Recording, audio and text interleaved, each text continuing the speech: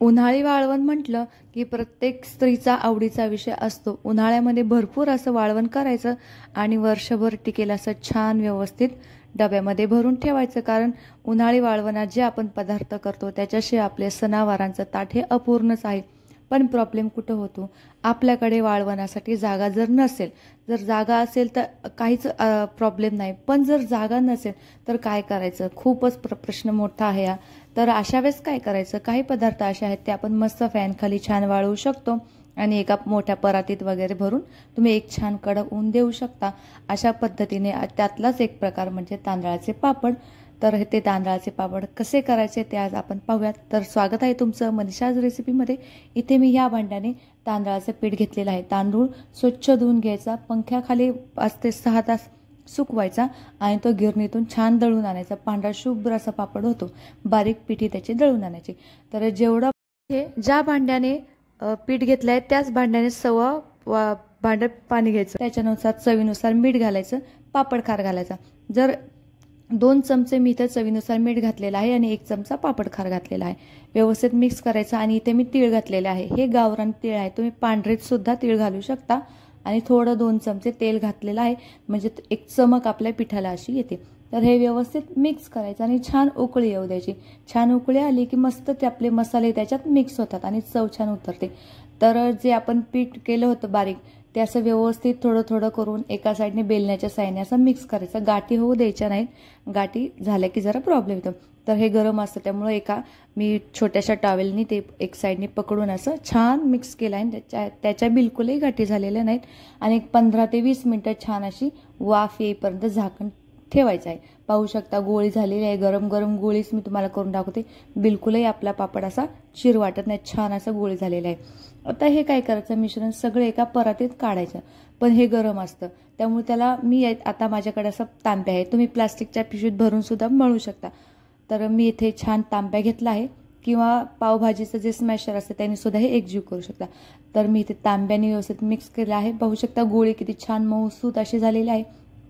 थोडंसं कोमट झाल्यावरती तुम्ही ते हाताने असं मळू शकता। थोडा तेलाचा हात लावायचा, पाण्याचा हात लावायचा, पाण्याचं कमी लावायचा, पण थोडंसं तेल घ्यायचं, जास्त नाही। पाहू शकता किती मऊसूत असा गोळा झालेला आहे। आता या सगळ्या पिठाचे थोडे थोडे मीडियम साईजच्या आकाराचे मी असे गोळे करून ठेवते। तर अशा पद्धतीने आपण ह्याचे थोडं गरम आहे, पण इथे जरा थोडीशी मेहनत घ्यावी लागते। तुम्ही प्लास्टिकच्या पिशवीमध्ये सुद्धा भरून मळू शकता। थोडंसं तेलाचा हात लावायचा, पाण्याचा हात लावायचा, छान एकसारखं असं मऊसूत पीठ आपल्याला ते करायचं आहे। पीठ जेवढं मऊसूत होईल तेवढा पापड लाटायला तुम्हाला त्रास होणार नाही। अगदी हलका फुलका पापड होईल आणि तळल्यावर नंतर अगदी कुसकुशीत आता छान लागेल। तर पाहू शकता अशा पद्धतीने व्यवस्थित आपण छान असं पीठ हे मळून घ्यायचं आहे। थोडं तेल पाणी लावायचं, जास्त लावायचं नाही, एकदाच घ्यायचं। सारखं सारखं घेतलं की मग तो त्या तेलाचा वास आपल्या पापडाला लागू शकतो। तर बघू शकता असे 5 गोळे झालेले आहेत। आता हे सगळे गोळे मी परत एकदा एकत्र करते आणि छान असे मळून घेते, ठीक आहे। तर अशा पद्धतीने सगळे गोळे आपण असे एकत्र करूयात। मऊसूत झालेले आहे, अजिबात त्रास होत नाहीये। आता याचेच काय करूया, दोन्ही एकत्र गोळे केले की आता एकदम एक छान असा गोळा मोठा तयार करून घेऊया, ठीक आहे। अशा पद्धतीने आता आपण याला काय करायचं आहे, छान असे ह्याचे उंडे करायचे आहे, ठीक आहे। आता याचे मोठे मोठे असे मी उंडे करून घेत आहे। अशा पद्धतीने व्हिडिओत ज्याप्रमाणे मी दाखवले आहे त्या पद्धतीने तुम्ही असे उंडे करू शकता, जसं आपण भाकरीला करतो, पण भाकरीला पण छोटे उंडे करतो, हे असे मोठे मोठे भरपूर पीठ घेऊन असे मोठे मोठे उंडे करायचे आहेत। अशा पद्धतीने पाहू शकता हे असे मोठे मोठे उंडे करून घ्यायचे आहे। आता जवळजवळचे 5 ते 6 उंडे तयार होत आहेत। हे पहा 3 तर उंडे झालेले आहे, हा चौथा आणि अजून एक 5वा। जर वाटलंच तर त्याचे 2 करू शकतो आपण, ठीक आहे। अशा पद्धतीने टोटल असे 6 उंडे झालेले आहेत।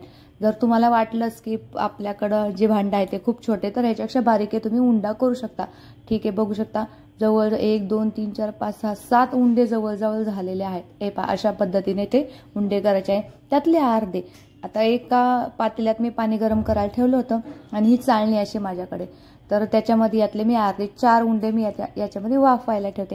हे वाफवणं खूप गरजेचं आहे। इथं जर आपण छान वाफ नाही ना काढली तर काय होतं, थंड झाल्यावर ते आपले पापड मधून असे चिरू शकतात।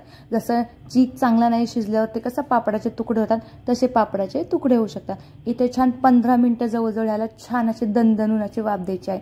अशी वाफ आलेली कशी कळते, एक चमक येते, हे पहा किती छान अशी चमक आलेली आहे। अशा पद्धतीने चमक येऊ द्यायची आहे, मग गॅस बंद करायचा आहे। आणि दुसरे जे बाकीचे 3 उंडे होते ते सुद्धा मी आता तोपर्यंत वाफलायला ठेवते. तुम्ही जर एकट्या करणारे असताल, जर तुम्हाला हाताशी कोणाची मदत नसेल, तर तुम्ही काय करा, 2 वेळा करून हे पापड करा. एक दिवस अर्धे आणि दुसऱ्या दिवशी अर्धे असे करून तुम्ही पापड करा. आणि ज्या दिवशी पापड करणार आहे त्याच दिवशी तुम्ही असे वाफून घेऊया. आता इथे छोटीशी कॅरी बॅग घेतलेली आहे मी छोटीशी, त्याच्या साहाय्याने थोडंसं परत एकदा हे मऊ मऊ करून घेऊया. कारण आता हे गरम पीठ असल्यामुळे एकदम स्मूथ करायचं आपल्याला. हे ऑलरेडी स्मूथ झालेलं आहे, पण आपण त्याला जी एक चमक दिलेली आहे ना, वाफ जी आलेली आहे 15 मिनिटात, त्याच्यामुळे ते खूप जास्त गरम आहे. पण गरम गरम असतानाच आपल्याला ते छान असं मऊसूत असं करून घ्यायचं आहे. तुमच्याकडे जर कपडा असेल किंवा अख्खी पिशवीमध्ये टाकून सुद्धा तुम्ही असं करू शकता. हे पहा किती सुंदर असं झालेलं आहे. आता ते जरा कोमट आहे, हाताला काही चटका बसत नाहीये, त्यामुळे मी आता हे हाताने करतीये. पाहू शकता अशा पद्धतीने छान सुंदर स्मूथ करायचं आणि ह्याचे गोळे करायचे. डायरेक्ट हाताने होत आहेत गोळे. पाहू शकता अजिबात तडा गेलेला नाही, एकसारखं छान सुंदर असे गोळे होतात. तर सुरुवातीला थोड्या पिठाचे गोळे करून घ्यायचे आहे. नंतर पीठ आपलं तसंच ठेवायचे, म्हणजे ते गरम राहतं. एकटी करणार असेल तर थोडं करून करा. हाताशी कोणाची मदत असेल तर तुम्ही पटकन हे करू शकता. ठीक आहे. तर अशा पद्धतीने एक छोटी कॅरी बॅगचं मी कट केलेला आहे चौकोनी तुकडा. किराणा मालाची पिशवी असती तर छोटा गोळा घ्यायचा आहे, त्याच्यावरती दुसरी पिशवी टाकायची आणि छान असं एकसारखं लाटून घ्यायचं. लाटताना अजिबात त्रास होत नाही, बिलकुलही त्रास होत नाही. सहज अगदी मी लाटते. पाहू शकता व्हिडिओ बिलकुलही स्किप न करता मी तुम्हाला हे व्हिडिओ दाखवत आहे किती एकसारखा असा पापड लाटायचा. पाहू शकता अशा पद्धतीने एकसारखा पातळ लाटून घ्यायचा आहे. ते वरची कॅरी बॅग काढायची. बघा हाताने सुद्धा निघतो, एवढं छान आपलं पीठ शिजलेलं आहे. त्यामुळे अजिबात चिंता न करता, टेन्शन न घेता तुम्ही अशा पद्धतीचे पापड घरात अगदी पंख्याखाली वाळवू शकता. हे पहा आता मी इथं दुसऱ्या एका प्लास्टिकच्या कागदावरती हे असे ठेवणार आहे आणि नंतर 10-12 झाले की मग फॅन खाली असे वाळत ठेवणार आहे. तर अशाच पद्धतीने दुसरा तुम्ही करू शकता. तर एक मी लाटून दाखवला, तर दुसरा काय करायचं, एक डिश घ्यायची. तर डिशनी तुम्ही थोडंसं पसरू शकता, म्हणजे एकसारखं असं पसरून जाईल. जर तुमच्याकडे पापडाचं मशीन असेल तर तुम्ही त्या मशीनवरही करू शकता. पाहू शकता की ते एकसारखा फक्त डिशनी आलाय. तुम्हाला जर वाटलं की हा पापड डिशनी जरा जाड झालाय, थोडासा त्याला असा पसरून घ्या, म्हणजे थोडासा एकसारखा कलर येईल. पाहू शकता किती सुंदर एकसारखा झालेला आहे.